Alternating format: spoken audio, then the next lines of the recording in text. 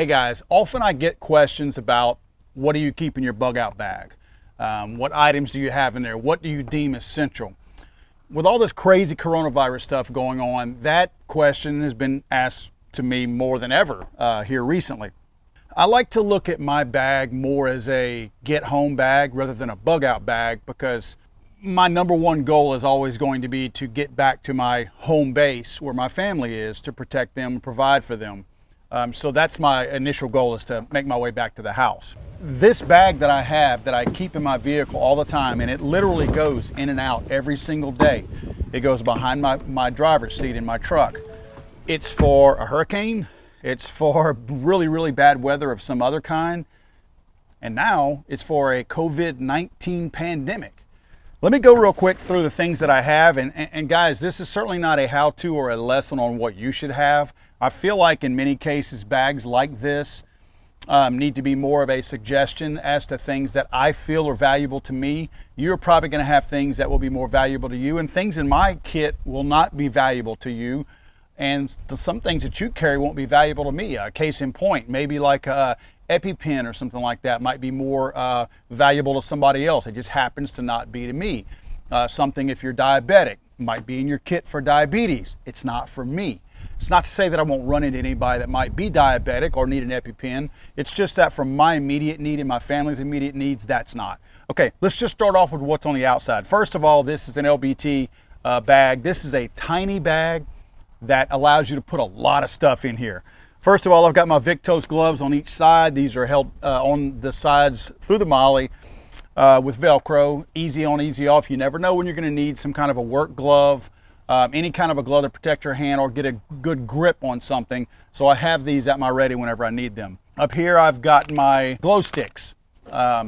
This is not for rave parties. This is for some artificial light in the event that I need some. I do have a flashlight in here also, but again, this is something that's quick, easy, very, very cheap.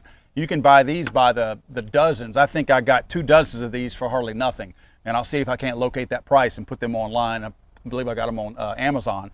This is actually a Refactor tactical piece of Velcro that hooks onto here and actually sticks on directly to the Velcro on my LBT tactical bag. So it's nice. The whole unit would come off if I just pulled it off. It would easily come off. You'll notice on the front of that I also have 2 magazines for a Glock 17, now full of 9mm. These guys right here are essential, and I'll get more into the gun side of what and why I carry the things that I do. But again, these are 2 Glock 17 mags. These right here are my AR-15 magazines, again, fully loaded with 223 rounds.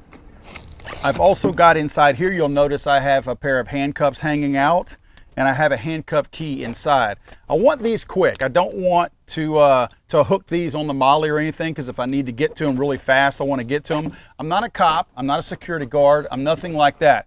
My thing is, if I want to get home and say somebody is trying to stop me and they're not an immediate threat as far as threatening my life, but they need to be apprehended and tended to so that I can continue to be on my way, these guys might come in handy. I know you could use duct tape, which I also have in the front also.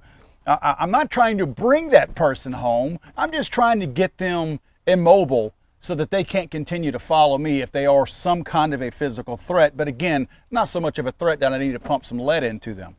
I've also got right inside here, let's see, my front pocket right here, kind of a quick access pocket.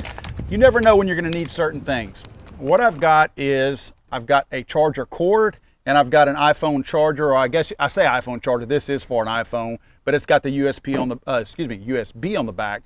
And this guy right here. Now, this is an attachment that I recommend, because you never know if you're the one that's going to need this or somebody else will.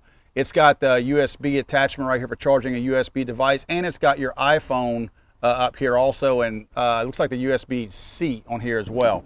So I like to have those simply because you never know when you're going to need a charge. It doesn't have to be in the state of an emergency. It may just be that I need a quick charge on my phone, or somebody else does. I've got that. I also have a spare handcuff key inside here in the event that I need one to remove these bad boys. Okay, on the side here, real quick, I've got a knife on here. This is one of my Southern Grind knives. This is a nice little blade. This is kind of like an X-Acto knife that maybe somebody in the car industry, a painter or something like that would use. I like this because it's kind of a multi-purpose. I'm not going to chop trees or anything like that down with it because my intent is not to live out into the woods for any extended period of time. It's to cut things. That's what I want this thing for. So that's on here. That's nicely set in there in the MOLLE. It comes off very, very quick and easy. I like that. Okay, let's look inside this thing. Okay, right inside immediately you'll notice I have a big, bright, legally owned America baseball cap. Why is that?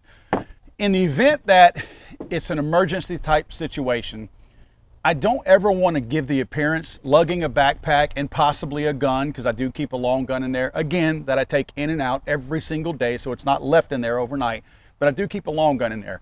If there's some kind of a martial law or an oddball situation going on where I feel like I'm going to be around law enforcement, I'm not saying it's okay for them to detain me or ask me questions, but it's going to happen.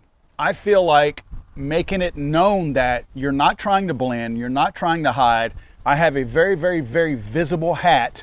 Plus, if you think about it, there's not a gazillion red hats out there. If you're wearing a brightly colored hat, or even a hunting cap for that matter, if someone is trying to identify you, it's the guy in the red hat over there. There's a lot of hats like this around. So I have this for that very obvious reason. And I want a high visibility situation. Let's say I got in a wreck somewhere in the woods or something, and people are going to be looking for me or looking after me. Having camouflage is probably not the best thing when people are searching for me. Having a bright red hat, that's a good idea.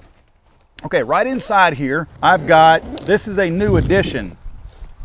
I've got my N99 masks. They've got the little filters on them and all that good stuff. Yep, these are new additions. Bought these a couple of months ago. Because I also keep a backup shotgun in my vehicle, let's say I slung that over my shoulder as well because it does have a sling on it. I've got some backup shotgun shells. A couple extra chem lights down here as well. Never have too many of those. Again, guys, they're cheap. No reason not to have an abundance of them.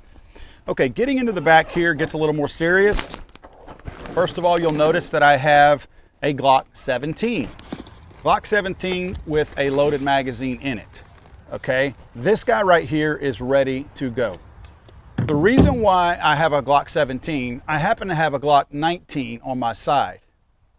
My reason for that is I always try to have my backups in situations like this, the magazines that'll carry the longer sticks. Either I'll carry a Glock 26 or a Glock 19 if I'm carrying 9, because I know I've got my backup magazines or my 17s, which are longer and will certainly fit those. You never want to get caught where you're carrying a 17 and you're running low on magazines, and obviously you're not going to stick a Glock 26 or a Glock 19.